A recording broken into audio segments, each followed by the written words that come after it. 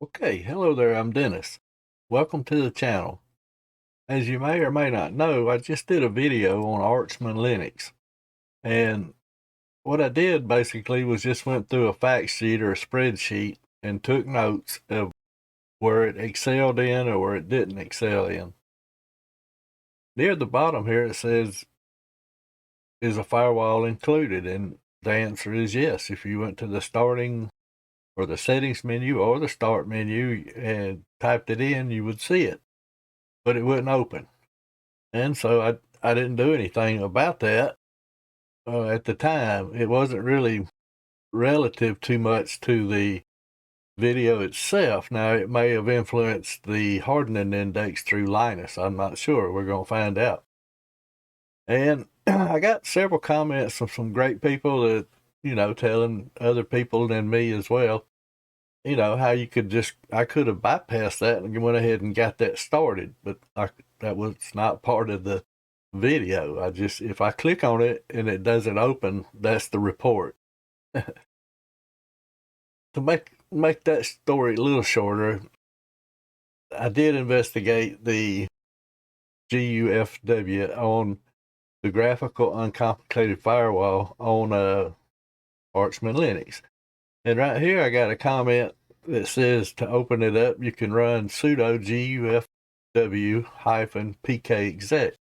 Now, I've seen that command, not GUFW, but I've seen this pkexec command before. Unfortunately, I can't remember where. That was probably 3 years ago. I remember that. I was in KDE, or it had something to do with the KDE out, something of that nature.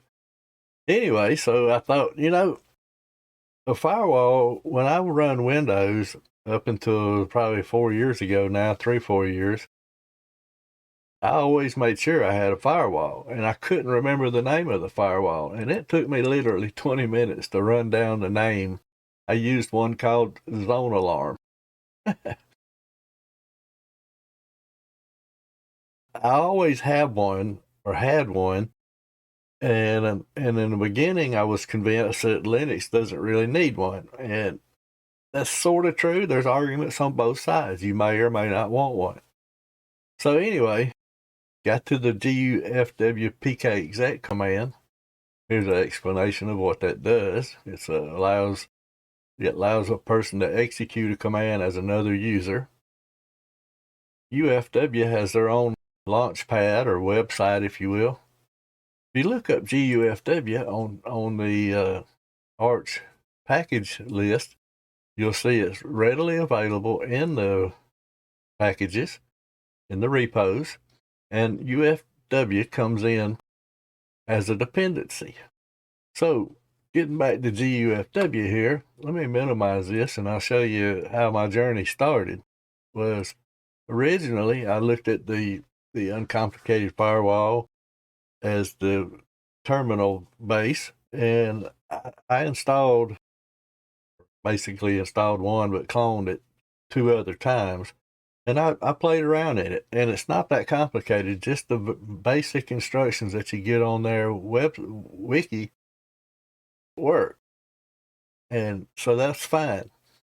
And it's really good for people that want to get really, really detailed about what they allow on a certain machine. Servers in particular, I could see where that would be incredibly important. But to the typical home user, I'm not so sure how much of that granularity we have to get into. And so I followed the link out for the GUFW, and you see it was readily available in the repos. So this is what I did. First thing I did was I brought up a terminal and I did a search for UFW, and it was returned and said not only was UFW installed, but GUFW was installed. The only thing missing out of the repo there was the extras, and I don't know what that is and don't really care. So I know it was installed. I say I don't care. I would care if it was trying to do something and it wouldn't, and it come to find out I should have researched the extras. Anyway,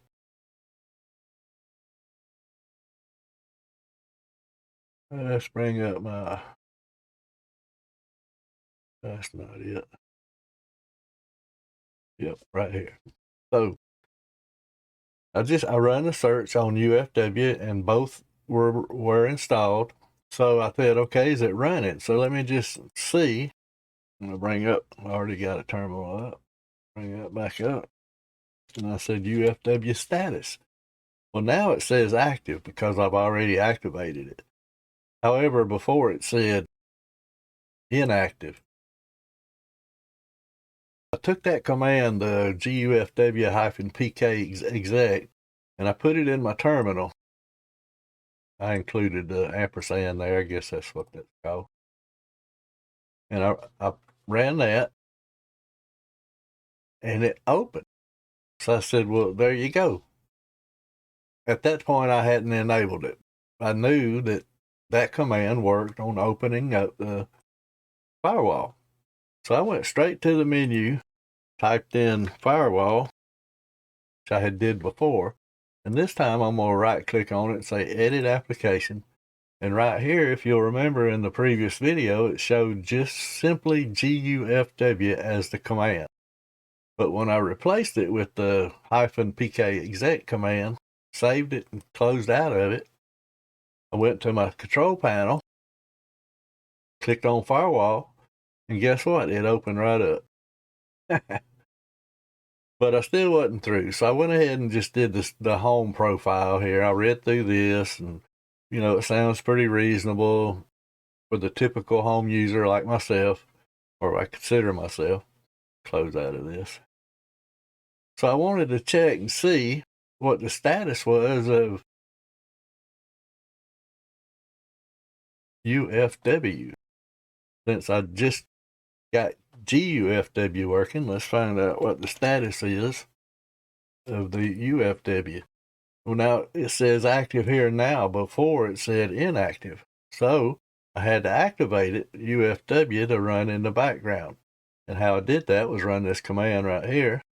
Now the wiki says run this command as root UFW space enable. When I did that, I didn't get any kind of response or feedback. It just went to the next prompt or not prompt, went back to the original, terminal prompt. And so I said, okay, well, let me run this command here. Systemctl enable --now UFW. And when I did that, it created a symlink just like it would in ordinarily. Here it was before the status. It would say loaded, but active, or inactive, I'm sorry. After I turned it on, I run the same command again, status, and this time we got loaded and active.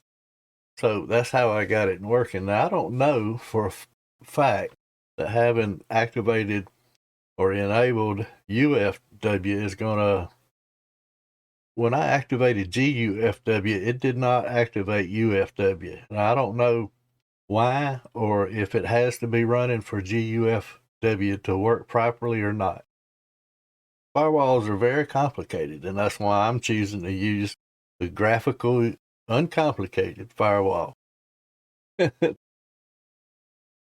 guess that's going to do it for this. It's a little short video, and I sure appreciate, go back to here, I really appreciate it when people comment and give me good, solid commands that work, like the system enable --now UFW. That was the one I run right here. And thanks, Peppy. Cool beans. Dan, he said the same thing. And then Dimitri right here, he's actually got a website, YouTube channel. And because I'm not logged in, it says subscribe, but I am going to subscribe. Yep, that's pretty nice. I appreciate it. And if you're not sure about a firewall, do a little reading and see. Wonder did I?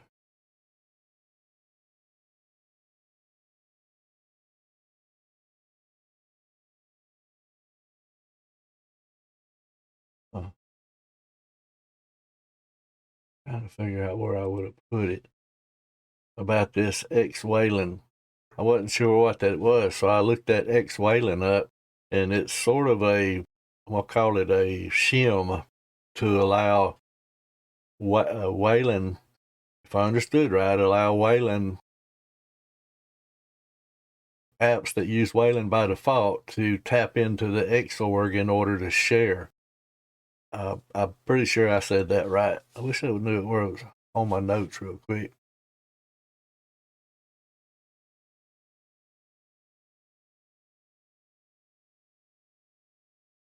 Okay, so now we got our firewall up and running, both the GUFW and the UFW. Let's see, so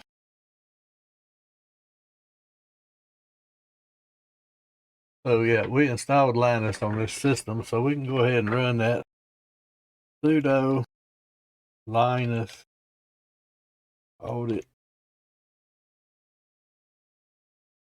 And let's just see what our score is this time with the firewall going. I bet it's going to be at least a score or two higher, I hope.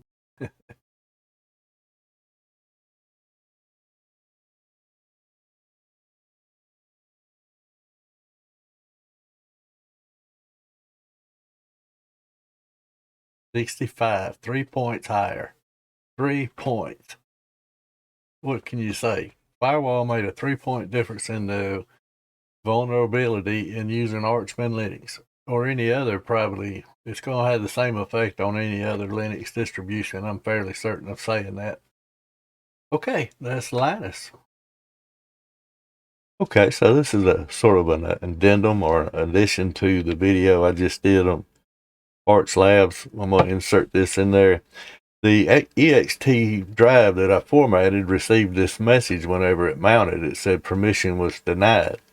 And the reasons is the UIDs and GUIDs that don't match. And that's basically it saying permission denied. So, and it won't allow you to create a folder or do anything in it. It's not yours. So the easiest way probably to change this, now you can do it in a command line, but you can see it's mounted, and we're going to change or take ownership of that.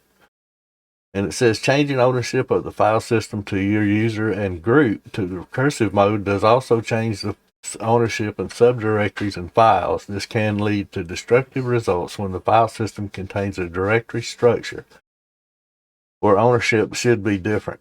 We're going to make this recursive. Say okay. It's going to require a password. All right. Let it do that.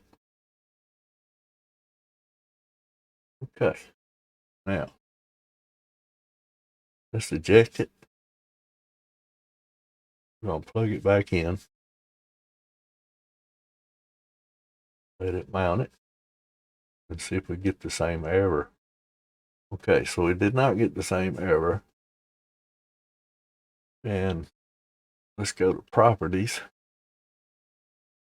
See what the permissions are now. So now the owner is Dennis and he can read and write. And I can also change the ownership here or the group policy. Make it recursive, yes.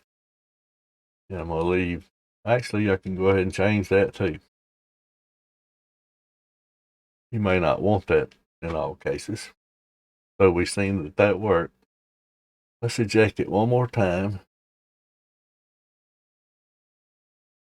There it is. And it mounted it again. Now let's make sure it didn't change any of the permissions.